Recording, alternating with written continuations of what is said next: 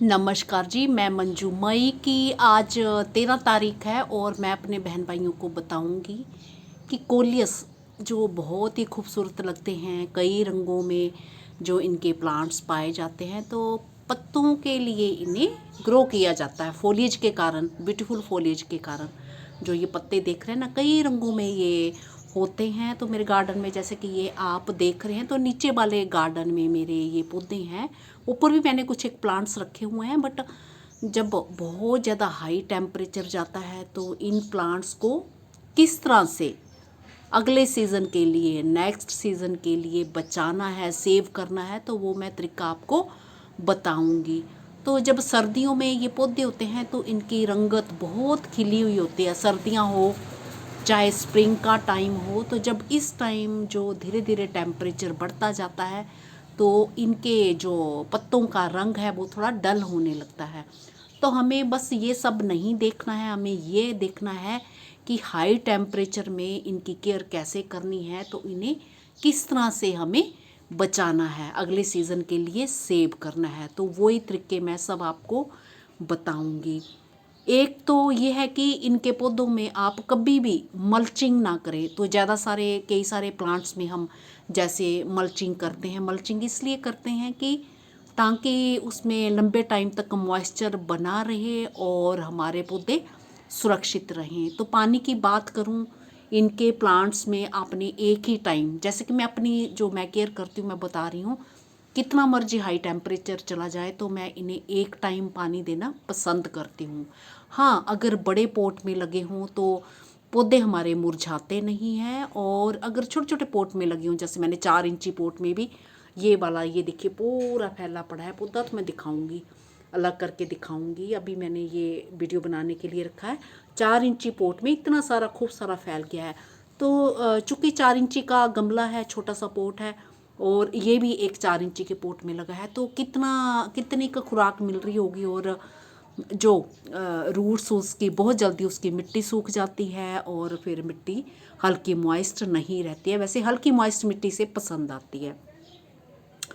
तो उनमें अगर बहुत ज़्यादा गर्मी में, जैसे शाम के टाइम मैं पानी देती हूँ, तो सुबह होते होते वो चाहे धूप हो चाहे ना हो, रात के टाइम तो धूप होनी नहीं है, फिर भी गर्म मौसम के कारण जो हमारी मिट्टी सूख जाती है। तो छोटे छोटे अगर पोट में लगा है तो उसमें आप 2 टाइम दे सकते हैं। बाकी बड़े पोट में लगाया है तो 2 टाइम पानी फिर देने की ज़रूरत नहीं है। तो रखें कहाँ, मैंने इसे पोर्च में रखा हुआ है नीचे, तो कवर्ड पोर्च है, तो वहाँ पे आप रख सकते हैं। पर हवादार होना चाहिए, चाहे जैसे लू चले, जो मर्जी चले। लू का भी मैं बताऊंगी कि किस तरह से पौधे रखने हैं और किस तरह से नहीं रखने हैं। तो कवर्ड पोर्च है बट हवादार है, तो मैं दिखाती हूँ अभी। और बंद कमरे में इंडोर आपने नहीं रखने हैं, तो वहाँ पे ये बिल्कुल मर जाएंगे और गर्मी खूब पड़ेगी। बंद कमरों में भी खूब गर्मी होती है, ऐसा नहीं है कि मौसम वहाँ पे ठंडा होता है। ना ये एसी में अच्छे से चलते हैं, ना ये पंखा लगाओ हवादार हो, वो उसमें भी अच्छे से नहीं चलते हैं। जो नेचुरल तौर पे जो हवा मिलती है वो इन्हें ज़रूरी होती है। जैसे कि ये देख रहे हैं, ऊपर से कवर्ड है और ऐसे क्यारी में ये आ रहा है, तो हवादार, ये हवा ऐसे मिलती रहती है, यहाँ से हवादार है, ये हवा आती रहती है चाहे भले ही कवर्ड है। तो इस तरफ मेरे ये प्लांट्स पूरे गार्डन में लगे हुए हैं। तो इधर दीवार है, जैसे ही ये दीवार आती है, ये आ गई ना दीवार अंदर की ओर, तो ये अंदर की ओर दीवार है, और जो बाहर की ओर मैंने कवर्ड दिखाया। तो इनको कैसे हमने सेव करना, बाकी तो एक पानी का ये तरीका बता दिया। तो बस मैं बाकी मिट्टी का नहीं बता रही हूँ कि किस तरह की मिट्टी होनी चाहिए, वो मेरे खूब सारे वीडियोस बने हुए हैं। बस जो भयंकर लू चलती है उसमें बता रही हूँ कि मैंने आपको इसे किस तरह से रखना है। अच्छा, ये जैसे हमारी दीवार आ रही है अंदर की ओर, तो अभी तो ये मेरे चल रहे हैं, ये जैसे दीवार के पास ये रखे हैं मैंने। और मैं आपको बताती हूँ, इसके सामने, इनके जो सामने पौधों के सामने जो मेरा गेट आता है, ये गेट पड़ रहा है, तो ये नीचे से बिल्कुल लू आती है, तो इस जगह पे हमने नहीं रखने हैं। ये सामने जैसे लू आती है, पूरा खुला एरिया है और ऊपर से इधर से कवर्ड है भले, पर ये यहाँ से सीधे लू आती है। तो गेट के सामने आपने नहीं रखने हैं, दीवार के पास, चाहे सामने अंदर की दीवार है।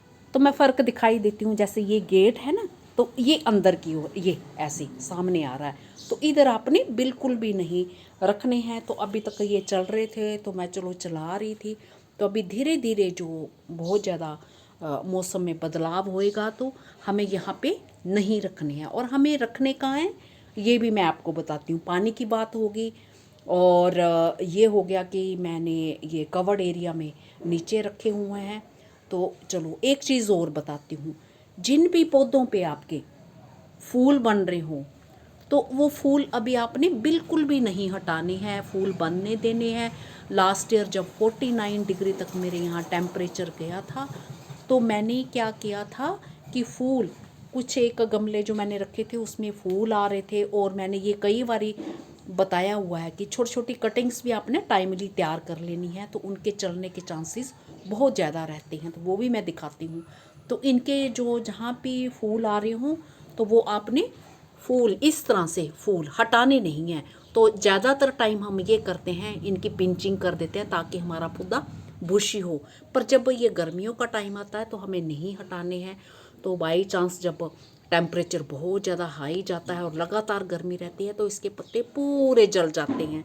तो उस टाइम ये रहता है कि ये जैसे इसके ये सीड बन के झड़ जाते हैं अपने आप, इस तरह से ये झड़ जाते हैं कहीं ना कहीं। तो जैसे बरसात का मौसम आता है, तो आपको नेचर के दर्शन हो जाते हैं, इनके छोटे छोटे प्लांट्स मिल जाते हैं देखने को। तो इतनी खुशी होती है जब लास्ट ईयर मेरे कई सारे पौधे, बहुत सारे पौधों का नुकसान हुआ था 49 डिग्री टेम्परेचर में, और लास्ट ईयर हमारे लगातार गर्मी बनी रही। तो ऐसा नहीं कि बीच में बारिशें होगी, जहाँ मौसम, बारिशें तो होती यहाँ कम है, तो इस तरह का मौसम नहीं था। जैसे पहाड़ों वगैरह में होता है ना कि पहाड़ों में बहुत ज़्यादा हाई टेम्परेचर है, तो वहाँ 38 डिग्री तक चला जाता है। अगर कभी एक बार 40 डिग्री तक भी चला जाता है, तो एकदम से फिर बारिश भी हो जाती है। जैसे मान लो एक दिन रख लो या 2 दिन रख लो, ज़्यादा से ज़्यादा 3 दिन रख लो, फिर अगले टाइम जो अगले दिन खूब बारिश हो जाएगी और टेम्परेचर बिल्कुल नीचे चला जाएगा। तो उस जो क्लाइमेट में पौधे हमारे चलते हैं, मरते नहीं हैं। बट जब लगातार टेम्परेचर हाई बना रहता है, तो फिर इन्हें बचाना बहुत मुश्किल होता है। चाहे आपने इंडोर कवर्ड एरिया में रखा हो, तो किस तरह से कवर्ड एरिया में रखना है, तो वो अभी मैं आपको दिखाती हूँ। फूलों वाली बात होगी, फूलों को अभी इस टाइम बिल्कुल भी नहीं हटाना है। अच्छा, पहले मैं ये दिखा लूँ, ये 4 इंची पोट में ये देखिए खूब फैला पड़ा है। तो वैसे गमले को जहाँ भी रखते हैं रोटेट करते रहना चाहिए। तो मैं दीवार के पास रखती हूँ, तो जिस तरफ धूप आती है तो ये पौधे उसी तरफ मुड़ने लगते हैं। तो क्योंकि मुझे सीधे तो रखने हैं, बाहर की तरफ ही आना है, तो इसलिए मैं इन्हें रोटेट नहीं करती हूँ। तो ये देखिए, और ये 4 इंची का पोट, छोटा सा पोट। तो 4 इंची का पोट तो फिर भी बड़ा है। तो ये तो जो लिक्विड सोप वाली छोटी छोटी बोटल्स होती हैं ना, मैंने तो उनमें भी मैं ग्रो करती हूँ। कई बार मैंने उनमें ग्रो किया हुआ है।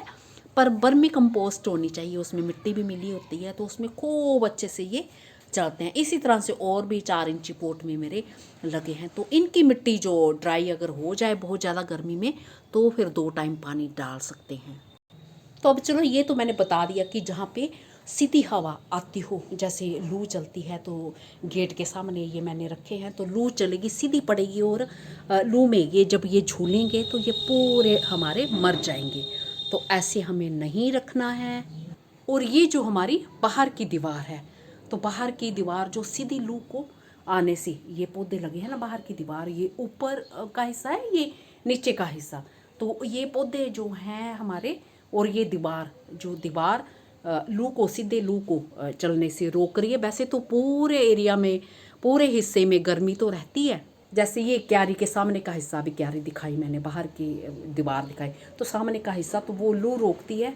और ये बड़े बड़े पौधे हमारे, बड़े बड़े, ये देखिए फैले पड़े हैं, इतने बड़े बड़े पौधे ये ऐसे लगे हैं। तो बस कहाँ रखना है, इनके बीच में इस तरह से रख देना है।